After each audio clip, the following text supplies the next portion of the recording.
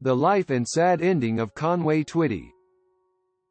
Twitty was born Harold Lloyd Jenkins on September 1, 1933, in Friars Point, in Coahoma County, in northwestern Mississippi. The Jenkins family were of Welsh descent. He was named by his great-uncle, after his favorite silent movie actor, Harold Lloyd. The Jenkins family moved to Helena, Arkansas, when Jenkins was 10 years old. In Helena, Jenkins formed his first singing group, the Phillips County Ramblers. Jenkins had his own local radio show every Saturday morning. He also played baseball, his second passion.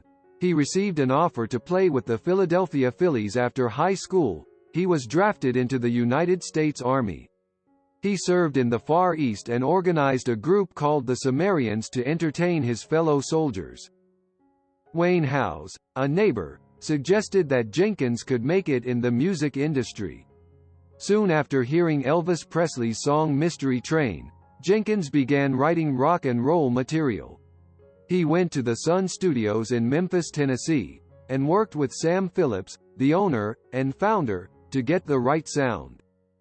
Through years of searching for the other half of his life, he struggled to find. Twitty was married 4 times. Many people are curious about his name, to 3 different women.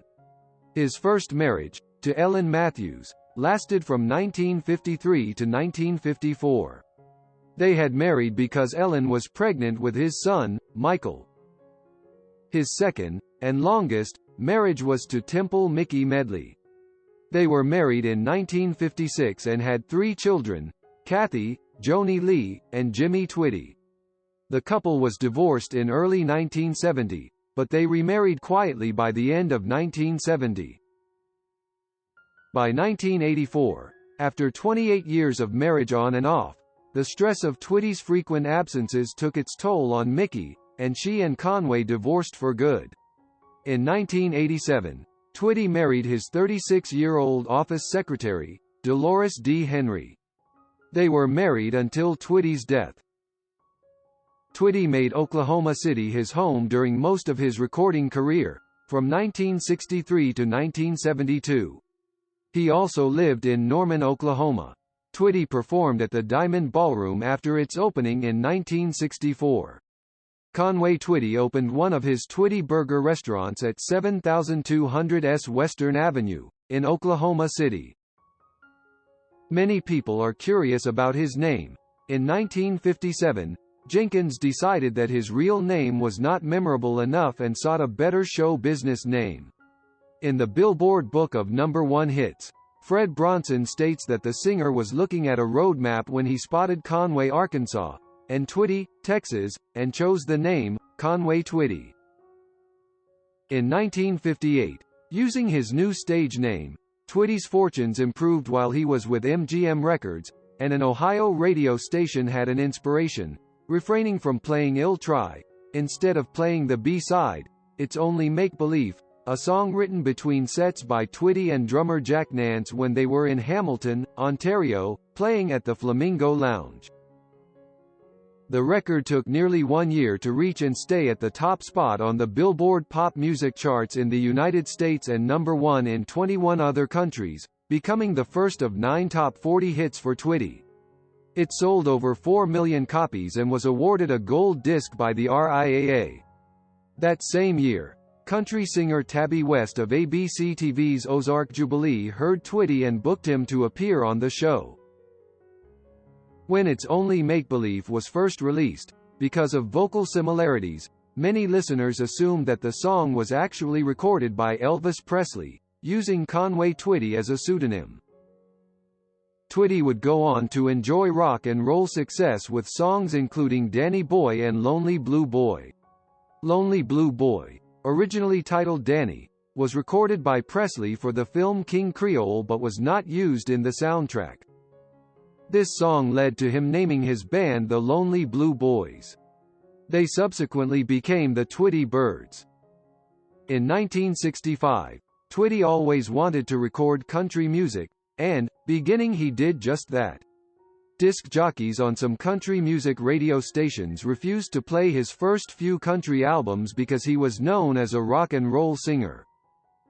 However, he had his first top 5 countries hit, The Image of Me, in July 1968, followed by his first #1 country song, Next in Line, in November 1968. Few of his singles beginning in 1968 ranked below the top 5.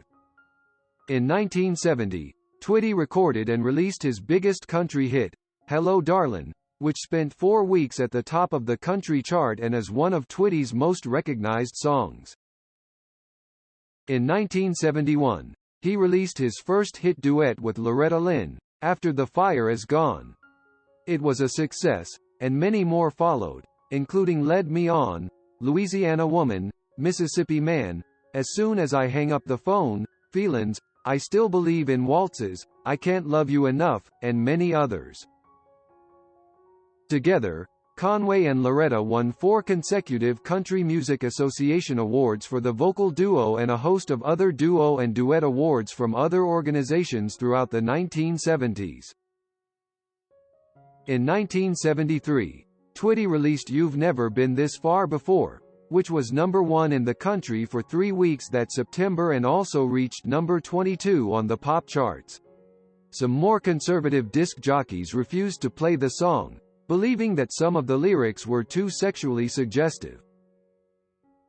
In 1978, Twitty issued the single The Grandest Lady of Them All honoring the Grand Ole Opry. Somewhat ironically, Twitty was never inducted into the Opry during his lifetime. He remains one of the most prominent Nashville country artists to have never been an Opry member. The single reached the top 20, peaking at number 16, but it was well below expectations. It was the first time since 1967 that a single of his failure to reach the top 10, as some radio stations refused to play a song honoring the property of a competitor. Twitty soon renewed his image with a new hairstyle, changing from the slicked-back pompadour style to the curlier style he would keep for the rest of his life. By the late 1970s, Twitty had shifted his musical arrangements into a country pop style he would maintain for the rest of his career. His next 23 consecutive singles all made it into the top 10, with 13 peakings at #1, including Don't Take It Away, I May Never Get to Heaven, Happy Birthday Darlin' and remakes of major pop hits such as The Rose and Slow Hand and Tight Fittin' Jeans. In June 1981, a song written by Michael Huffman released as the first single from the album Mr. T. The song was Twitty's 26th #1 on the country chart. The single stayed at #1 for 1 week and spent a total of 10 weeks on the country chart. In 1985, going by all weekly music trade charts, the song Don't Call Him a Cowboy became the 50th single of his career to achieve a #1 ranking. He would have 5 more through 1990, giving him a total of 55 #1 hits.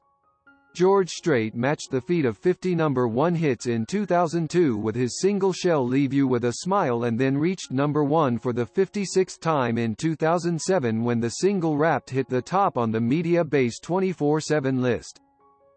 Throughout much of Twitty's country music career, his recording home was Decca Records, later renamed MCA. He signed with the label in late 1965 but left in 1981. He joined Elektra Asylum in 1982. That label's country music unit merged with sister label Warner Brothers Records in 1983. He stayed with Warner Brothers through early 1987 but then went back to MCA to finish his career. In 1993, shortly before he died, he recorded a new album, Final Touches. Twitty also played baseball, his second passion. He received an offer to play with the Philadelphia Phillies after high school. Twitty joined the entrepreneur Larry Schmittou and other country musicians, such as Cal Smith and Jerry Reed in 1977 as investors in the Nashville Sounds. Twitty lived for many years in Hendersonville, Tennessee, just north of Nashville, where he built a country music entertainment complex called Twitty City at a cost of over $3.5 million. Twitty and Twitty City were once featured on the TV series Lifestyles of the Rich and Famous and was also seen in the Nashville episode of the BBC series Entertainment USA, presented by Jonathan King.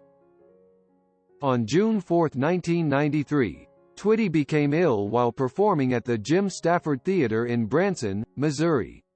He collapsed on his tour bus after the show and was rushed to a hospital. He was rushed into surgery, but died of an abdominal aortic aneurysm, in the early hours of the following morning at Cox South Hospital in Springfield, Missouri, at the age of 59. His last studio album, Final Touches, was released 2 months later. 4 months after Twitty's death, George Jones included a cover version of Hello Darlin' on his album High Tech Redneck. Twitty was buried at Sumner Memorial Gardens in Gallatin, Tennessee, in a red granite vault, under his birth name Harold L. Jenkins. There are spaces reserved next to him for his wife and his son Michael. Citation Nay.